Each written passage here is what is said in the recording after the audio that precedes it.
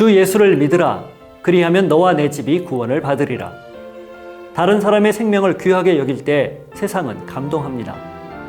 성경 통독을 돕는 바이블 가이드입니다. 사도행전 16장에서 18장을 읽습니다. 바울의 두 번째 전도 여행은 수리아와 길리기아를 지나 루스드라를 거쳐 드로아에서 전환점을 맞습니다. 원래 터키 북서부를 향하여 했는데 마게도냐 사람의 환상을 보고 유럽으로 건너갑니다. 바울은 빌립보, 데살로니가, 베레아, 아덴을 거쳐 고린도에 이릅니다. 바울은 고린도에서 1년 6개월을 머물며 복음을 전하고 교회를 세웁니다. 이 과정에서 유대인들의 저항과 박해가 거세게 일어났는데 생명을 전하는 사명 때문에 어느 곳에서든 담대히 복음을 전합니다. 그리고 이들은 때가 되어 예루살렘으로 올라갔다가 안디옥으로 돌아갑니다. 신라를 데리고 수리아와 길리기아로 다니며 전도하던 바울은 루스드라에서 디모데를 만나 전도 여행에 합류시킵니다. 바울은 디모데에게 할례를 행했는데 헬라인인 아버지 때문에 유대인들에게 빌미를 주지 않으려는 이유였습니다. 바울이 첫 번째 전도한 지역이 주로 터키 남부 지역이었기 때문에 이번에는 주로 북서부 지역인 아시아와 비두니아로 가려고 했습니다. 그러나 예수의 영이 허락하지 않아서 결국 아시아와 유럽을 잇는 드로아까지 갔다가 마게도냐로 건너와서 우리를 도우라는 환상을 보고 빌립보에 이릅니다. 바울과 일행은 여기에서 루디아를 만나 전도하고 그녀와 온 집안은 다 세례를 받습니다. 바울과 실라가 기도하는 곳에 가다가 점치는 귀신 들린 여종 하나를 만나는데 바울이 예수 그리스도의 이름으로 명해 귀신을 쫓습니다. 여종의 주인은 수입원이 끊긴 걸 알고 바울과 실라를 붙잡아 관리들에게 끌고 가 채찍질하고 투옥시킵니다. 깊은 옥에 갇혀있던 둘은 오히려 하나님께 기도하고 찬양합니다. 그때 갑자기 지진이 나며 옥이 터져 메인 것이 다 벗겨집니다.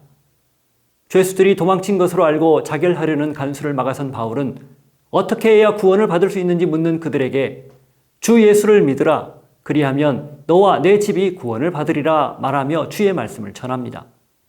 간수와 그 온 집은 예수를 믿습니다.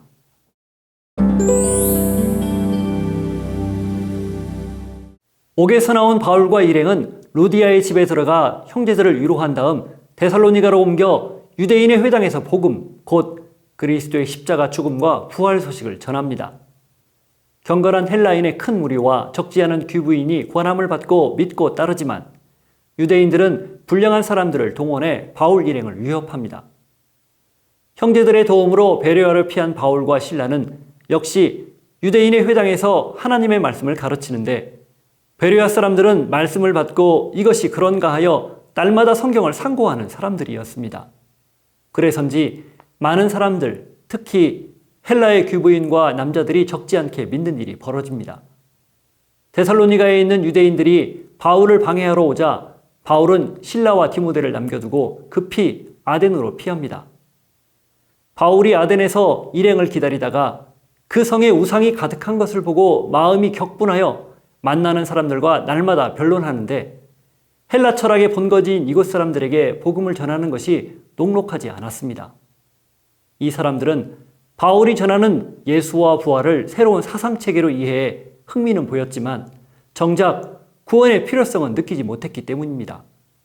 바울은 아레오바고에 서서 종교심이 많은 아덴 사람들에게 당신들이 알지 못하는 신에게라고 새긴 단을 만들고 유효하는데 그 알지 못하는 신에 대해 알게 하겠다고 운을 떼면서 창조주이며 주제인 하나님 앞에 나와 회개하지 않으면 심판을 면할 수 없다고 강변합니다. 이 설교로 사람들 사이엔 특히 죽은 자의 부활 때문에 의견이 분분합니다. 그럼에도 몇 사람, 아레오바고 관리 디오누시오와 다마리라르 하는 여자는 이 말씀을 믿게 됩니다. 이후 바울은 고린도로 옮겨 아글라와 브리스길라 부부와 동역하며 안식일마다 회당에서 강론하고 유대인과 헬라인들을 권면합니다. 데살로니가에 있던 실라와 디모데가 내려와 바울을 돕지만 유대인들은 이들을 대적하고 비방합니다. 바울은 옷을 털면서 너희 피가 너희 머리로 돌아갈 것이요 나는 깨끗하니라. 이후에는 이방인에게로 가리라 하고 디도 유스도의 집을 거점 삼아 회당장 그리스보를 비롯해 수많은 고린도 사람들에게 복음을 전하고 세례를 베풉니다. 밤의 환상 중에 주님이 나타나 바울을 격려합니다. 두려워하지 말며 침묵하지 말고 말하라. 내가 너와 함께 있음에 어떤 사람도 너를 대적하여 해롭게 할 자가 없을 것이니 이는 이 성중에 내 백성이 많음이라. 바울은 1년 6개월을 머물며 하나님의 말씀을 가르칩니다. 갈리오가 아가야의 총독이 되었을 때 유대인들이 일제히 일어나 바울을 법정으로 끌고 가지만 갈리오는 각 민족의 언어와 명칭과 자치법에 관한 것이므로 재판을 열 수 없다 말하고 쫓아냅니다. 바울은 여러 날 후 형제들과 작별하고 예루살렘을 거쳐 안디옥으로 돌아옵니다. 이 여정에서 서운한 것이 있었던 바울은 겐그레아에서 머리를 깎습니다. 한편 아볼로는 알렉산드리아 출신인데 성경에 능통하고 언변이 탁월한 사람이었습니다.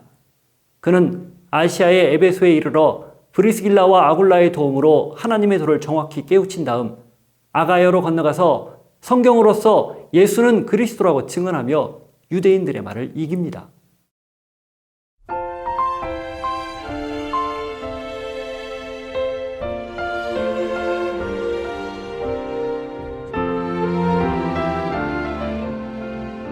생명의 위협을 받거나 고난을 겪는 상황에서 보통 우리 자신의 안위를 먼저 생각합니다. 내가 먼저 살아남아야 남을 돌볼 수 있는 여유를 갖는 것이죠. 그러나 이따금씩 자신의 안위를 돌보지 않고 남을 위해 희생한 사람들의 이야기를 듣곤 합니다. 사람들은 그들을 의인이라 부르죠. 그런데 사실 이런 삶을 그리스도인들이 살아야 합니다. 하나님이 먼저 자신을 죽여 우리를 살린 은혜를 맛보았기 때문입니다. 하나님이 우리 대신 생명값을 치렀기 때문이고요.